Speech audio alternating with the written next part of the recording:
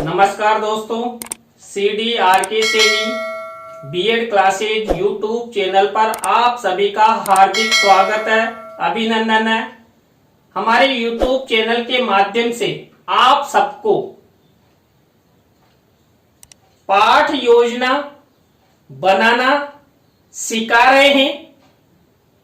आप किस तरह पाठ योजना का निर्माण कर सकते हैं, किस तरह पाठ योजना के उद्देश्य निर्धारित करते हुए उनका विशिष्टीकरण, अपेक्षित व्यवहारगत परिवर्तन आप बना सकते हैं, किस तरह आप प्रस्तावना के प्रश्न, किस तरह उद्देश्य, किस तरह प्रस्तुतिकरण का निर्माण करते हुए छात्रों का मूल्यांकन किस तरह आप कर सकते हैं, तो इन सब के बारे में आपको आज की क्लास में बताया जाएगा। आज की जो हमारी क्लास होने जा रही है, इस क्लास में हम भूगोल शिक्षण पाठ योजना, जो हमारी 3rd नंबर की पाठ योजना है, इससे पहले हमने 2 पाठ योजनाओं का अध्ययन कर लिया है और आज की पाठ योजना का टॉपिक रहेगा राजस्थान की प्रमुख नदियां।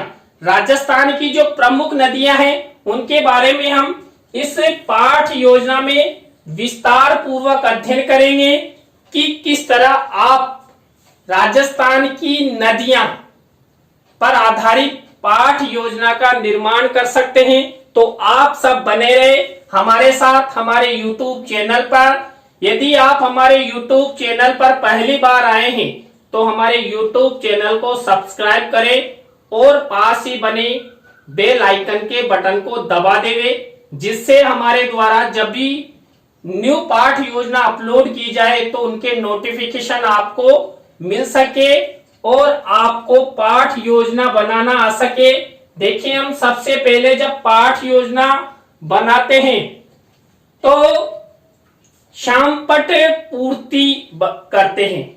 शामपट पूर्ति के अंतर्गत वही विद्यालय का नाम, कक्षा, विषय, कालांश, दिनांक, कालांश का समय और बीच प्रकरण में हम राजस्थान की प्रमुख नदियां, जो हमारा टॉपिक है, उस टॉपिक को लिखते हैं, टॉपिक को अंडरलाइन करते हैं और इन्वर्टेड कॉमाज में बंद कर देते हैं। देखिए, जहां पर भी हम टॉपिक का नाम लिखेंगे वहीं पर अंडरलाइन और इन्वर्टेड कॉमाज में टॉपिक को हमें लिखेंगे। देखिए, जब हम पाठ योजना का निर्माण करते हैं तो सबसे पहले हम उद्देश्य निर्धारित करते हैं। उन उद्देश्यों के आधार पर विशिष्टीकरण और अपेक्षित व्यवहारगत परिवर्तन बनाते हैं। तो उद्देश्यों के आधार पर विशिष्टीकरण और अपेक्षित व्यवहारगत परिवर्तन बनाने हेतु आपको मेन आपका उद्देश्य और आपका टॉपिक याद होना चाहिए। देखिए, यहाँ पर इसी तरह बनाए गए हैं।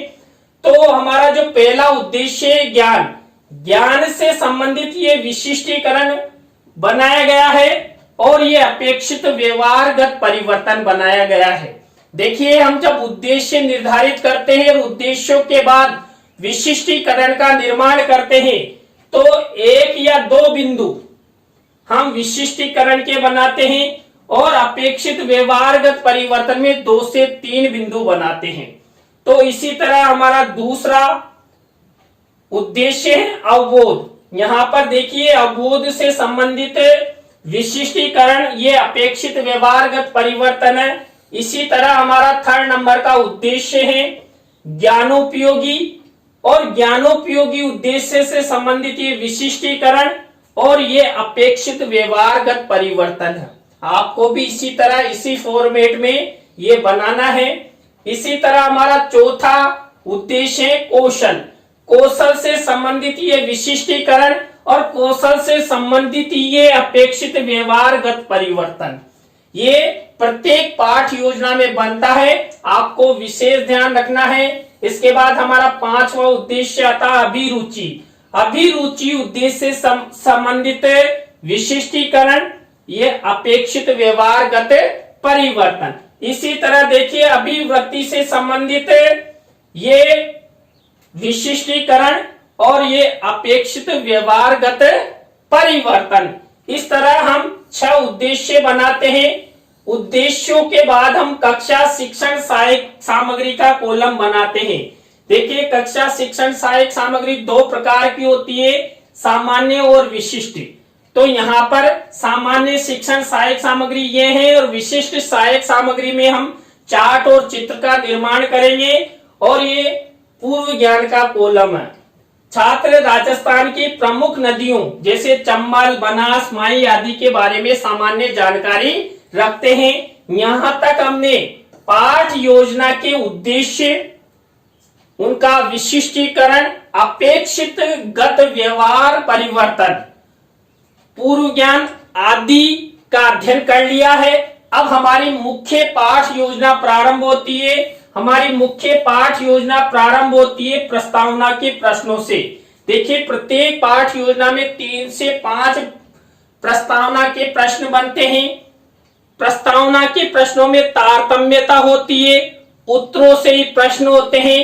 तो यहाँ पर देखिए, इस राजस्थान की प्रमुख नदियों से संबंधित प्रस्तावना के प्रश्न है। पहला प्रश्न है, कृषि प्रधान देश किस देश को कहा जाता है?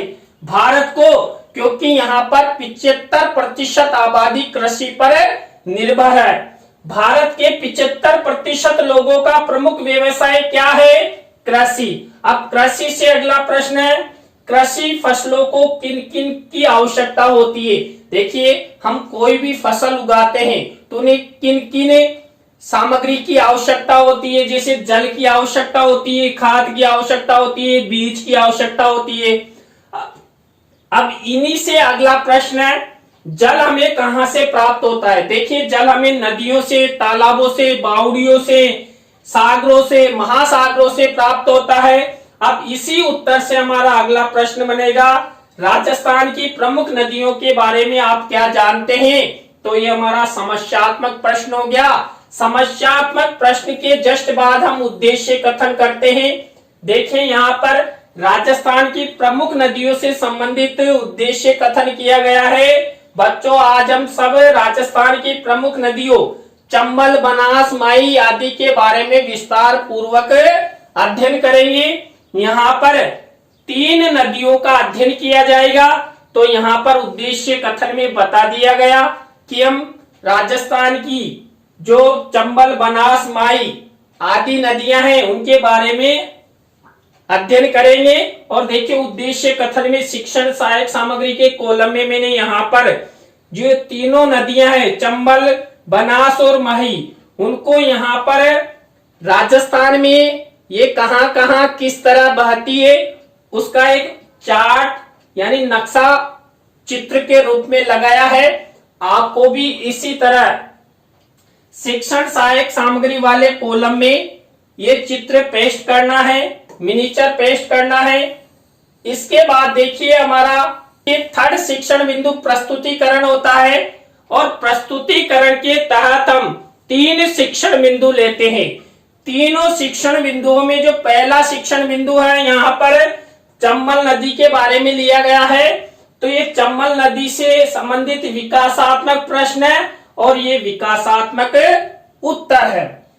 इन विकासात्मक प्रश्नों उत्तरों के बाद हम छात्र अध्यापक, छात्र अध्यापिका कथन करते हैं। तो ये चंबल नदी से संबंधित इसकी उद्गम, ये कहां कहां बहती है, इस तरह का छात्र अध्यापक, छात्र अध्यापिका कथन है। और इसमें से ही जो मुख्य शब्द या सेंटेंस है उसको यहाँ पर श्यामपट्ट मिनिएचर के रूप में लिखा जाता है। देखिए, मैंने भी यहाँ श्यामपट्ट का मिनिएचर बनाकर यहाँ लिखा है। इसी तरह चंबल नदी के बारे में हम अध्ययन कर रहे हैं। तो चंबल नदी का एक चित्र यहाँ पर शिक्षण सहायक सामग्री में लगाया गया है। आप भी जब पाठ योजना का निर्माण करो तो आपको भी इसी तरह चित्र का मेंशन करना है। यह हुआ हमारा छात्र अध्यापक, छात्र अध्यापिका कथन। इसके जस्ट बाद हम करते हैं बोध प्रश्न। किसमें से? जो अभी हमने ये छात्र अध्यापक, छात्र अध्यापिका कथन किया, इसी में से बोध प्रश्न पूछेंगे। 3 से 5 बोध प्रश्न हम पूछ सकते हैं। तो यहाँ पर 3 बोध प्रश्न पूछे गए हैं। किनसे? छात्रों से। और छात्रों द्वारा बोध प्रश्नों के उत्तर दिए गए हैं। हमारा पहला शिक्षण बिंदु कंप्लीट हो चुका है चंबल नदी के बारे में। चंबल नदी के बारे में जो प्रस्तुतिकरण के तहत हमने शिक्षण बिंदु लिया था, उसके अंतर्गत हमने सबसे पहले विकासात्मक प्रश्न किए। विकासात्मक प्रश्नों के बाद छात्र अध्यापक छात्र अध्यापिका कथन किया और फिर बोध प्रश्न किए। हमारा दूसरा शिक्षण बिंदु देखिए, हमारा दूसरा शिक्षण बिंदु है बनास नदी। अब यहाँ पर बनास नदी से संबंधित विकासात्मक प्रश्न किए जाएंगे और विकासात्मक उत्तर छात्रों द्वारा किए जाएंगे। यहाँ पर 3 विकासात्मक प्रश्न है जो छात्र अध्यापिका द्वारा पूछे गए हैं। विकासात्मक प्रश्नों के बाद हम वही छात्र अध्यापिका कथन करते हैं। ये छात्र अध्यापिका कथन है और इसमें से जो मुख्य बिंदु है, सेंटेंस है, उनको श्याम पट पर ब्लैक मिनीचर पर लिखते हैं। यहाँ पर देखिए मैंने लिखा है। और ये बनास नदी से संबंधित जो टोंक जिले में टोडा राइसिंग में जो बांध बंधा हुआ है बिसलपुर डैम, इसका चित्र यहां पर मेंशन किया है क्योंकि ये बनास नदी से संबंधित है।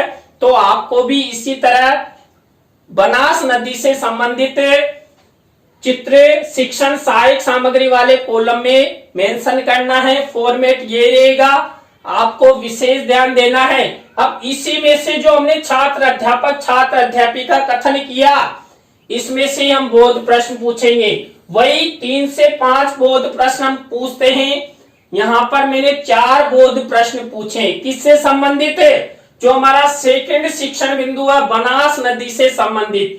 अब ये हमारा दूसरा शिक्षण बिंदु कंप्लीट हो चुका है बनास नदी से संबंधित।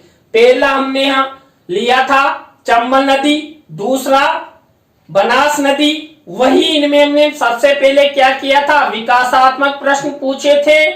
विकासात्मक प्रश्नों के बाद वही छात्र अध्यापिका कथन किया था और फिर बोध प्रश्न पूछे गए थे। अब हमारा थर्ड शिक्षण बिंदु है माही नदी। देखिए माही नदी से संबंधित ये विकासात्मक प्रश्न, ये विकासात्मक उत्तर। इनके बाद हम जस्ट वही छात्र अध्यापिका कथन करते हैं। देखिए ये छात्र अध्यापिका कथन है और इसमें से ही मुख्य शब्द या सेंटेंस को यहाँ पर लिखते हैं। ये श्याम पट कार्य है। और शिक्षण सहायक सामग्री में देखिए जो माही नदी पर जो डैम बना हुआ उस डैम का यहाँ पर चित्र मैंने मेंशन किया है। किसमें? शिक्षण सहायक सामग्री के कॉलम में। आपको भी इसी तरह मेंशन करना है। अब इसी में से हम क्या करेंगे, वही बोध प्रश्न पूछेंगे। देखिए 3 से 5 बोध प्रश्न पूछे जाते हैं। मैंने 4 बोध प्रश्न इसमें लिए हैं। तो ये बोध प्रश्न है और ये बोध उत्तर है। मैंने आपको बता भी दिया है 3 से 5 बोध प्रश्न पूछते हैं। तो यहाँ पर 4 बोध प्रश्न मेरे द्वारा पूछे गए। किससे संबंधित? माही नदी से संबंधित। तो इस तरह हमारे 3 शिक्षण बिंदु कंप्लीट हो चुके हैं और तीनों शिक्षण बिंदुओं में हमने वही प्रक्रिया अपनाई। सबसे पहले विकासात्मक प्रश्न, फिर छात्र अध्यापिका कथन और बोध प्रश्न। आपको भी यही प्रक्रिया अपनाते हुए पाठ योजना का निर्माण करते हैं। नेक्स्ट शिक्षण बिंदु होता है हमारा पुनरावृत्ति प्रश्न। देखिए पुनरावृत्ति प्रश्नों में हमने जो 3 शिक्षण बिंदु लिए थे और उन 3 शिक्षण बिंदुओं पर छात्र अध्यापिका कथन किया था। उसी में से जो बोध प्रश्न पूछे गए थे उन बोध प्रश्नों की पुनरावृत्ति यहाँ पर की जाती है। देखिए मेरे द्वारा 5 बोध प्रश्नों का निर्माण किया गया है और ये छात्र छात्राओं द्वारा ये पुनरावृत्ति प्रश्न दिए हुए हैं। तो इसी तरह आपको निर्माण करना है। इसके बाद हमारा नेक्स्ट स्टेप आता है, शिक्षण बिंदु आता है मूल्यांकन प्रश्न। देखिए मैंने आपको मूल्यांकन प्रश्नों के बारे में पहले भी बता दिया। हम 3 तरह के प्रश्न लेते हैं, सही विकल्प वाले, रिक्त स्थानों से संबंधित और एक पंक्ति से संबंधित। यहाँ देखिए प्रत्येक प्रकार के प्रश्न में 2-2 प्रश्न है। आपको भी इसी तरह ब्लैक शीट पर सिल्वर कलर के पेन से ये मूल्यांकन प्रश्न लिखते हैं। जब आपका फाइनल लेसन होता है तो ये प्रश्न आप लपेट श्याम फलक पर लिखते हैं। तो इस तरह आपको मूल्यांकन प्रश्नों का निर्माण करना है। मूल्यांकन प्रश्नों के बाद हम गृह कार्य का प्रश्न लेते हैं। गृह कार्य हमारी छठी स्टेप होती है। यहाँ पर गृह कार्य के रूप में देखिए निबंधात्मक प्रश्न छात्रों से पूछा जाता है और इसी फॉर्मेट का उपयोग किया जाता है। तो देखिए आज की क्लास में हमने भूगोल पाठ योजना, जो हमारे 3rd नंबर की पाठ योजना है, राजस्थान की प्रमुख नदियां के बारे में अध्ययन किया। पाठ योजना निर्माण करना आपको बताया। आपको आज की पाठ योजना कैसी लगी कमेंट्स में हमें जरूर बताएं। नई पाठ योजना के साथ हम आपसे फिर मिलेंगे CD RK Saini BEd classes YouTube channel पर। तो राम राम सा, बाय।